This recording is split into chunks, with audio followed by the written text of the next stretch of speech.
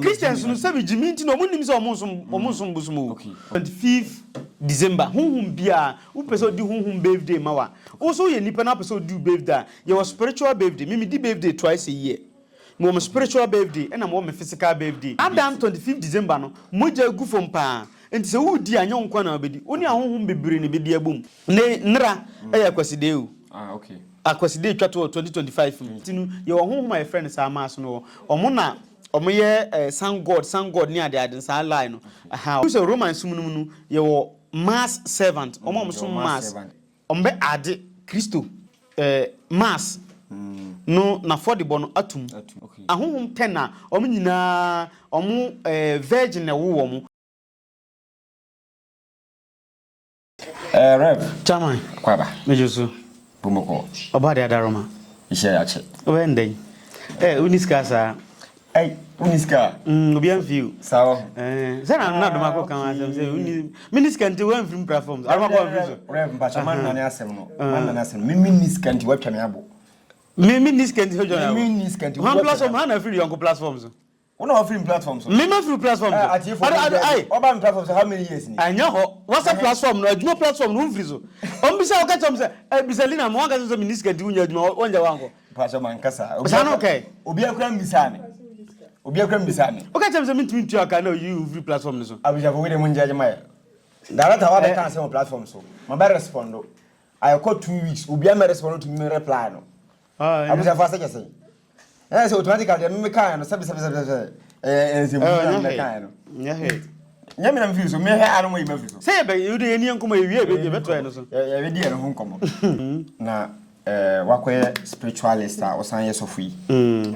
bunya no aya misconception bebre wo ho sure dedi kan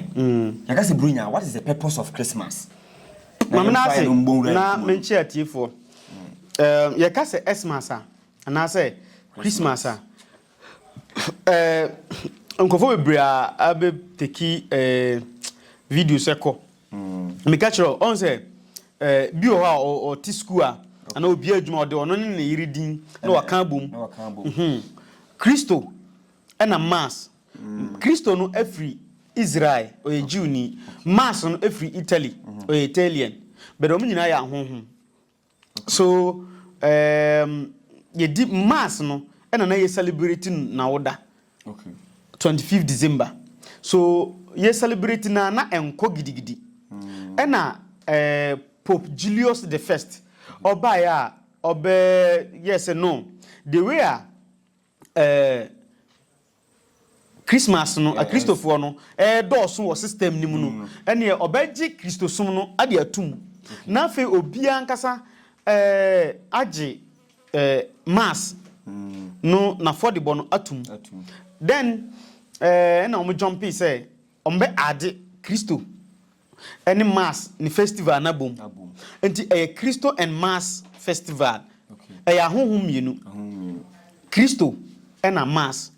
enti we say Roman sumunum no ye wo mass servant omo so mass o serving mass aha enti no ye wo honhom my friend sa mass no omo na omo ye san god ni ade sa line no aha omo no ye sa ne manema no so san god mass no ni sa ne manema no nyina no omo ka ni nyina bomu a ye ba benya Christmas so can Christo de ntie ko fa ye adopte Christianity e de be fra mass no ana say Rome sum no it's Rome sum na ye mass no na ye Christianity and a part of Christianity na omo ye pagan for so omo no ye Christians to omo be fa bom omo be the fry say the be ya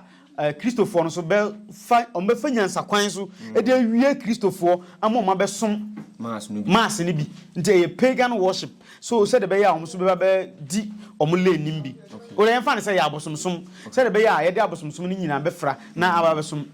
ne nra e ya kwaside o okay akwaside twa to 2025 ye twa dwan o lodge mu hasenum ye be committee nyame aduma 2nd January 2026 but the buy no ya mra say ba bia African lodge wo bia no 25th December ye be so ata no na ye di na tukrum na ya som no na ye di ni birthday okay what I say na nti mu celebrity canon as mass ana no enye mass say enye honhom bia no wo pese odi ni birthday mana ye de no ko share 25th December honhom bia wo pese odi honhom birthday mawa also ye nipa na pese odi birthday ye was spiritual birthday me di birthday twice a year me spiritual birthday and me physical birthday di me physical birthday no me o data me di no me spiritual birthday o data me di no enti no wo ye person na wo ni spiritual birthday na pese spiritually no unya birthday e correct o tin di share 25th December ona honhom ni nyina Sadam 25th December no moja gu fom pa enti se wo di anya nkwa na obedi oni ahonhom bebre ne bedi abom enti ye obi ti se Krishna di 25th December ye wo more than 10 ahonhom 10 na omo nyina omo virgin na wo omo edi on birthday 25th December omo ewu san sorry enti nye Yesu nko a but because of Christianity popular nintinu ye de abehwem amane aye big moreover okokro bi te say Ethiopia omudi birthday omudi Yesu birthday 7th January say me pa made 7th January because that one could be the best bi mudi ni October that one could be the best because John the Baptist or Elizabeth na anyinsa nimu no na Yesu Mary enyim am say 6 months or 3 months so calculate either ebe be see October ho ba bi mu so calculate go see 25 December entro mass spirit bi your friend mass ono Italy na ye celebrating but ye celebrate sa abosom na manfo participate more but ye person manfo participate ntinu ye the Christopher no ebe wura abosomsom nim Christians no say jimi ntinu omunim say omonsom bosom bebre most of them they are fooling but they don't know so omonsom mass yes ni di ni mass ni di Christ so we dey kura no Jesus Christ yate on ka say ye ndi ni birthday o say munji we na munnom we ye mi moja munji we na mundi we ye me honam na monfan kai me da bia mu bedi enti da bia ye bedi no ye de kai Yesu na onda na ye Easter no enti Easter de o ma kwan se o mon celebrate be Christmas no ye Christo and mass na ye kan bom Christmas okay na ye say wo hwe ma obetima ka say a Christopher na jai Christosome as Christianity no abefa paganism ana sure but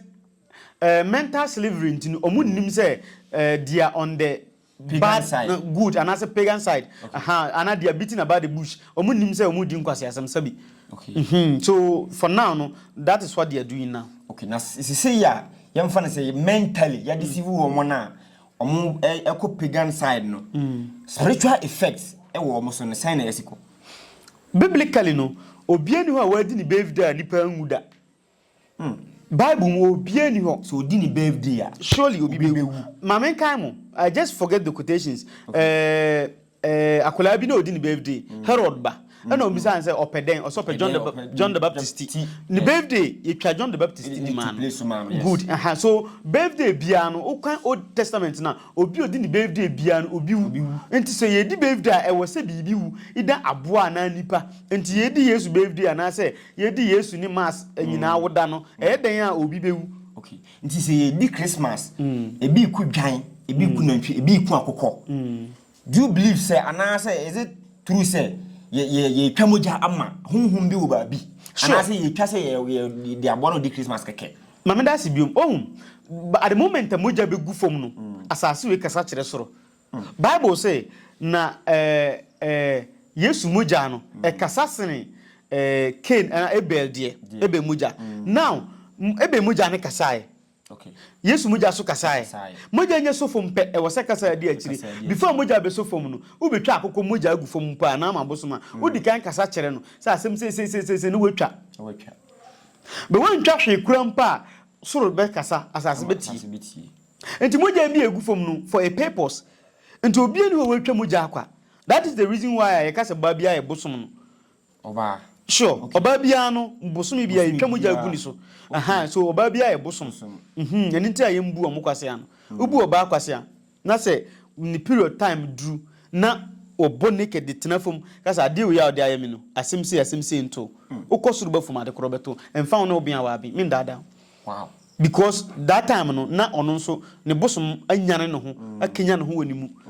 aha wonde ne ho abosom mienu omu hia omani gyanhia enti obabu ni nsa yema ne nwura abosom dam tanye se fi no de beka no se tigare odi tigare ade a opepa ya oba menses obi okita tigare bia no so obabu ni nsa na pad no okofa otimi fifim efiri ho ekọ no ugima tigare bekum abasa na na se bosom na otwa moja ama na ade no wa akofa tigare oba bi okom tigare bia no obu ni nsa otimi di ya bisa asem we agrada aboso pen okay se edurumre bia ne mwa binum eba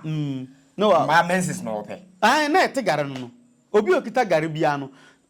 se ne menses ni yiri menses ba wetimi akofa pad no na wa fifim gare ne ba na ebasa masunsun no eye nam na eye fast o ye adwuma ja wow min dada minim de meka okay nti se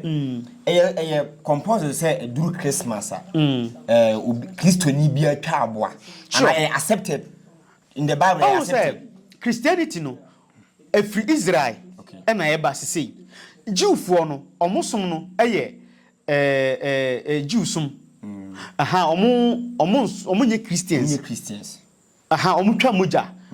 se asam tu obi a motete ahaban be wo Pentecost for tete ahaban ma na asore mada wo Pentecost for wo twadwan ma na asore bada wo Pentecost for wo twa bro no ma na asore bada but you can look to verse number 22 and osi na ye wu Yesu na odam to mama ne ko asore fi akoto ne din ye de ajankuku ne mro no mama ajankuku ne mro no mama ne yanko wo be kan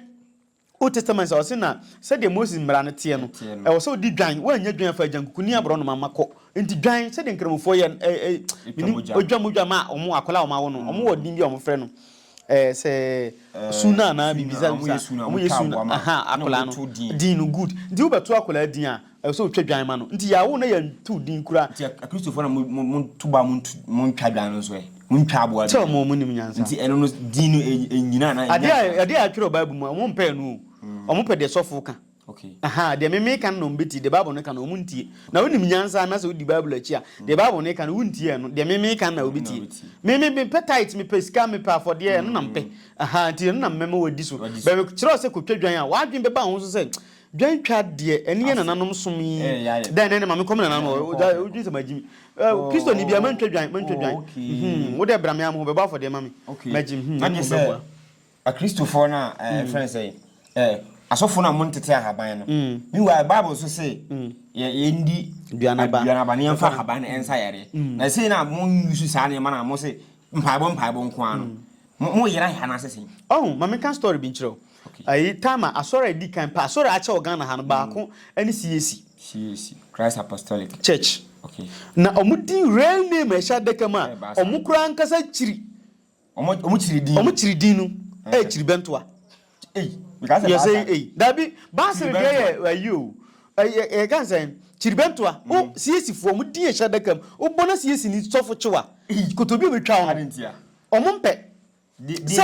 unya ka chiribentoa unim se unim amamre ni mamane ana unim story behind Christianity obi onim chiribentoa bia no unim story of Christianity okay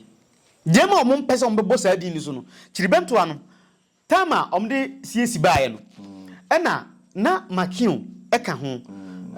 James Makio na oka CAC fo ho ena ntontom ebewe no oyebroni antontom we no eti ntontom we no na malaria ache no ena CAC fo de me from chiribento ano se oyare a onum aduro onsa dem times o maame oyare pe obesaw enti titina asa na wo obesaw malaria no crop ba bia fo be nietu egu ena CAC ba na mo se yasore de obo nsem bompa ya Yesu beye nti emfa bento ansa ena mo se asore we fodie o chiribento o na yentimi ka Christ Apostolic Church nti chiribento afo no ena omo na omo ba no nti chiribento afo no masole bi ni chiribento afo no aha na ebeto omo di chiribento a now ba ko be yare ye ana o chiribento afo sofo ye friend James Makio ento yare ye na asole panifo no ka se bosum bi wa okwa obesa yare na jajimi ni na ko no mo sa yare ana broni se okay ne yenkoi na Makio ko bosum ni so ana mko pe nim 3 no no aya onum bi no opundi omo hwe ana ade ko ana Makio ka chom sa busuafo no kore ho mam ka no kore njiro ye di Kristo su ne be dadam na ka ye be fam god ni majapade nyina sa de be ya mo wure be fi mosom aye ebosomsom no enti no me de CAC no majai means wajai because na that's is a mumu nyansa na mumu nyansa kan be kwa sori o nyansa ni o kwa sori da am kama sem sofo etinu me onya sofo ala me ya sofo se me ya sofo ana nti mo ya ma wasori we jima ka bato correction bu bi agudi ah say okay enko ga wa bobo esika no we jima wa ye na afi ni nyina no yesi jiwfo unye jiw ni uye adue nani yesi jiwfo liwifo monje tight na wo wasori nipo na the tight ni komo onye liwni na wo time the tight nda komo no akwasa se mo ya odi ani we se nyankopon se yi ntusu odudu vankwasi asem ko vankom dudu we liwni sofo na oji tight ni bizanzo ye liwni onye liwifo na yesi monje tight asofo no se omo oji akono nyame omo mefa me nkomo ni nyame won komo nra na nwumre enti wa ha me ni nkodi nkomo kan ka sika bia metua na nka omo ni me nko o ma bodam hwe ohun sofo onika aso obi be mi kodi sofo anche no obi ka chema aunty obi kodi sofo de encho betoka ampani nuane ampam kotoka biem kama na mtim what I say so being a sofo no a whole lot me kan sa eno no obi be ka se tetena nanka Yesu efidi asore man say asore man mum na efidi asore ya sesa ade no la maki oba ye no swapping maki oba no ka kiro mse ye bedada mo enti munje munya mamamre ti maki o he si na no se da bi mamso nti asole Pentecost ye ka se Pentecosta ya abosomsomfo da okay si na Pentecost da duru ye no Pentecost ya abosomsomfo da enti sa da na ye Pentecost maki onim yansa o a very smart person enti or the Pentecostal system no ebe wura abosomsom nim and or the creative Pentecost okay ne yira anwoda say obi nim Ebenezer obofo na ne yira anwoda na soro aye tetere se Pentecost o maka say o de ne yira wode na ate na soro be makio ye buroni ya makio anwoda nti ye nwoso nka se makio ni ba ono ne yiri nyina ne bae asofo mbete siesi nyina no obi a oba makio nko anwo ono te ne ho a obete asori na he makio asori siesi Pentecost gina so se siesi me bo awon nganya nzema siesi asori kama pa but Pentecost gina so se siesi nipa wom ntimi fa ne se bia ode ne asem kan is alleged say e bia ode ne yiri awode na e bia ode gina Pentecost na hwe bia Pentecost aduru me wasori bia me pese me bodin ukodua nkwanta papa no te asole no ne mma nyina abodam me ndada o ukodua nkwanta ne yakɔhwe wate asori awie ma asori through the whole Ghana papa no kura ka baabi obechirichira mo bia hunu wow okay intini tete nyina se nka Christmas ka biblically no ni babu Christianity ase ni babu ma Christmas ne ba na ya twere Bible awie okay obi ne be fix ye 14th century Yesu wu achi no na Christmas by ono kura no Yesu no bi say Yesu me ba cho de ni Christmas enso ne de ka be no onima de kro onima de friend Christmas ye won so bebre SDA Jehovah Witness Church of Christ in so bebre omun ni bronya because omun ni nyansa omun ni bronya okay wow enti na New Year so say ye wura from eno de ye pop Roman for my idea o ma me bom sem mo okay Roman for your idea pa okay I didn't say okay say Pope be a friend Gregory Pope Gregory on the calendar we buy say edurusi ya muntinsi New Year edurusi ya munyese edurusi ya na nanom tama na Gregory nyanye calendar no na omunnim bibia friend New Year nti Pope Gregory nti a friend Gregorian calendar okay nti mu amohwem no ode munko gogol mu se mu de mu mpem busu ade obi so bedi matem ode wo bedi matem di matem ohwini se boya di matem so man ndi kan jine di ansa na obedi matem obedi matem wanu sa topa okay Pope Gregory the first onu na be hye say isi say ya January ensi say February ensi say March ensi say sa na oye de beto ho na ebinya Pope Gregory calendar that time no na bia otumfo say tutu na hinie afi a etoso mienu akwaside na etoso du ntina ye maake otumfo otoso miensa na kwaside etoso mienu ni da na etoso sei ena na de maake ade no so na ye calculate ntu ka Old Testament na ohin Nebukadnezar afi etoso mienu ena me hunu nyame anim nyam ohin asumasi na afi etoso sei na me ye sei ohin na de ahemfo no betena konwa so no omo mfie na de dodo o madi no ena ye de calculate And no way na ye ka no nkramofo ko Saudi a omunji Gregorian calendar ndi omo Islamic calendar Islamic calendar nko na Gregorian calendar nko Jewish calendar enko okwa Ethiopia omo calendar is different yeah what Christmas no omo different omo kura omo bedi omo bronya no e January 7th okay hona Ethiopia for di bronya correct Ethiopia calendar correct what I say but who can say ya obi bedu atem okay and to new year na as yedi wuru afifufuru ma whether biblically accepted or not see you wuru afifufuru ma ewo nyankoma die bi ana menka say spiritual name bi o say o yedi si afini mu ana sisi ano ya accept say ye nyina be isu Gregorian calendar Pope Gregory calendar na ye nyina be isu now say ye si afifufuru bi mu dia surely I was say unya bibiye ye frame be cleansing okay yes. I was said by all means cleansing a new year and there as a matter of fact by hook or crook I saw cleansing okay nipa bi awye and I say minka say bo hoasu u be sia from wadwuma bonasu okay ade bi awye no bonasu o bonasu now dey wura afifufrum say the be ya afe no bibia be kama ma me nye prophet amisha nkom say abushafo e ka we be pem obi be corporate this year obi be witness that be I don't do that but there be a kwanchire bi what say cleansing betumi a kire cleansing be bre a obeye na ja menye medanyiska unya friend number o che ba ko pe na so koye na ya medanyiska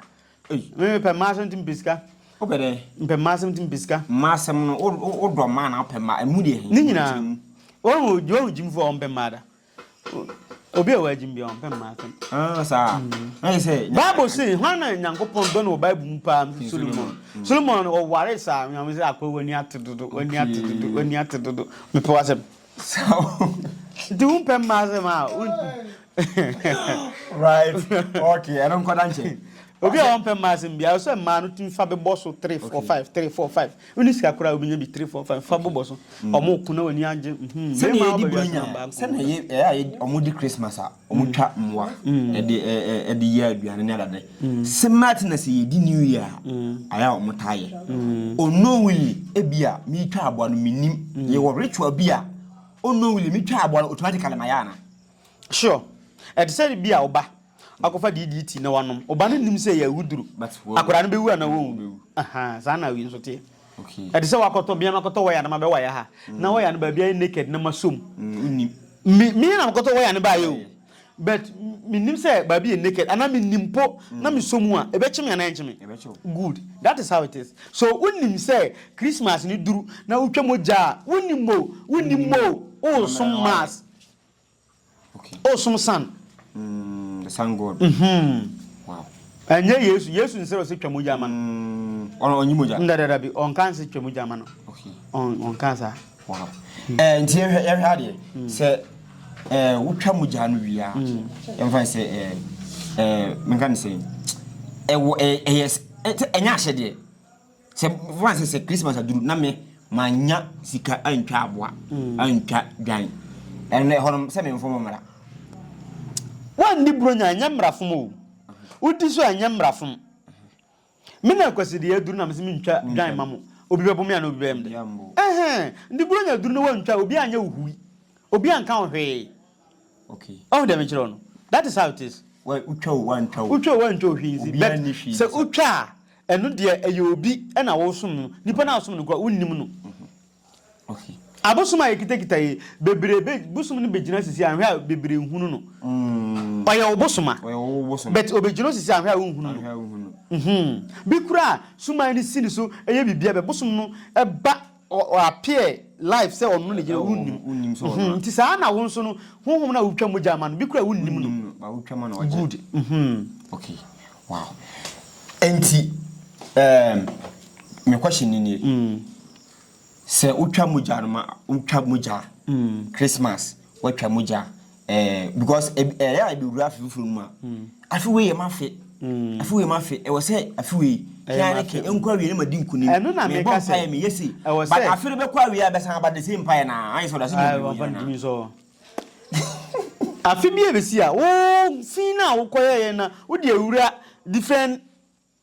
yam ade ne di wachi e was say wo cleansing ho wo bo ho su okay wo yi fin bia free ho ye wo say wo dwara haban okay ye wo say wo dwara nsuo ye wo say wo kum aboa okay e de awura afufufrom what I say me wo suman bi ofie odi kraman afin odi kraman afin we no e wo say me to kraman ma no okay first no me twa kraman ma no ye wo tana ho ono wo ndi kraman me to dwan ma no okay ye tano me spiritual birthday no me di ni February etia me kokko na me ni nyina ko di me birthday no nti February me kokko to dwan ma no na say yes me no me no nyina yes afufufrom aha sana me ye no na February dura just memenda no me ko koma na aduane na me ka jense before February na me di waduane bebre wangasa na ne de me de me ho be kiro se me da so to me wuye koso na bom ho ban na me bom pan na me ko what I say nti eno achi no na February dura na fe ma ko se before ye be di awoda o ye nu ye betwa yanum na ye nya koto dwanam ni nyina ye twa yanum odi bi na me suma di aha na ye nyina ye twa yanum na ye wura fufufrom okay na se bia enduro bi na medware a metimi apepe mi nduro bi na makwa ko dware because no church bi o platform so one thing is say jama me proud du kire no bia me kwa me okrom me na be ma o e na wa kom sa 102 years oda so tias you 102 years oda so tias oda so kom busum da so sini so na mobile ona na me ne kasa no ha otimi didi olmai 100 years plus ne wode ne no mesa ne pesa ya fato so wow he odazo ho mi omo pe tu aduro bi ma ya on shira so mam na no wo shira so amame nti omo pe tu di apai nom di ayama mi nti tu awato ma na pai obi tutu na ebo aboa bi na aboa bi aboa na kodi aduaba bi a utunu tu a ento nti okodi sa aduaba na utunu tu atu ne be pai enti se obi tutu na pai a sa energy no aba tu nim nti wo di sa tu no a oto ye pai no ebo kawa wo di hye wonsa ana wo di hye wo ha enti wu ye warrior na number bia na obi tutu a ento ye woni moto ho ye chi a wo de enche omo bob bia ombeba ha ye di nantwe na ye me di nantwe ne beba ha se num nyina mbeba ha se num sa da ne dura na fe ya mamre ni nyina wa ha correct na ya chene ha bia individual aha me nkwa na me aha nti duro de a obi tutu a ento ma me ndibi no sa na wo frɛ o be twa video ama mamfo a na be di bi se nantwe onim nantwe bo me kra na me dara bi mamre de nyi nua se ye wie ye te se so de me nua ha abusafo me nua no be mamre du dia me nyesa nti no me se bia me kire wa mamre na me ma di ni ba yie ko me wu ti se bia me hira so mamu se ma hira so amamu okay mun koye sa that one dey fine but me hira so mawa metimi a kire wa kwankire obi be ye emfa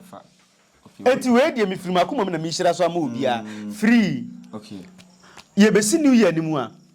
kope kube mema de no de adwan no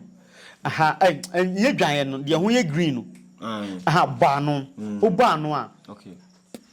29th ba no na fa asichire gum fa asichire no keep no box no